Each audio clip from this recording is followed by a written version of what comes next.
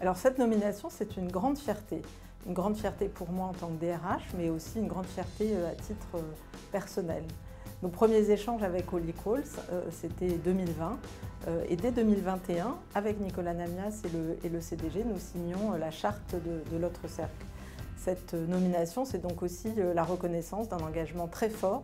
Et puis, à titre plus personnel, moi je fais vraiment partie des gens qui, depuis le début, sont convaincus qu'être LGBT, ce n'est pas seulement une affaire privée. Personne ne doit être contraint de laisser son identité aux portes de l'entreprise.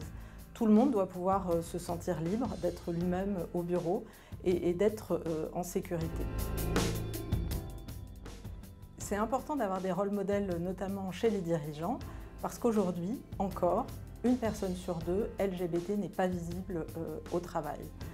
Avoir des rôles modèles chez les dirigeants, ça permet de passer le message que faire carrière et être LGBT, c'est possible. Et puis c'est aussi pour les dirigeants une manière d'incarner l'engagement de l'entreprise pour l'inclusion de tous.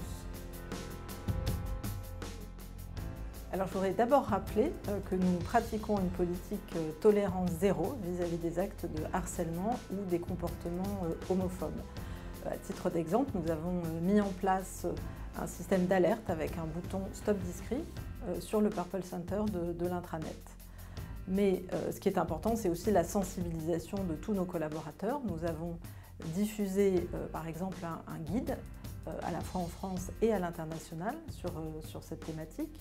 Et puis nous avons organisé un certain nombre de rencontres, d'échanges, en partenariat le plus souvent avec Holy Calls, en nous appuyant sur les échanges avec Tétu, mais aussi sur le témoignage de nombreux collaborateurs dont les histoires vraiment ne peuvent pas laisser indifférents. Et puis nous avons également travaillé sur la parentalité, par exemple avec le maintien de la rémunération sur le congé coparent de 4 semaines, qui est ouvert à la fois aux hommes et aux femmes, et qui est également ouvert en cas de GPA. Pour moi, être un bon allié, c'est être à l'écoute, mais c'est aussi prendre la parole, et c'est afficher mon soutien de manière directe et ouverte. Et c'est d'ailleurs ce que je continuerai de faire à l'avenir.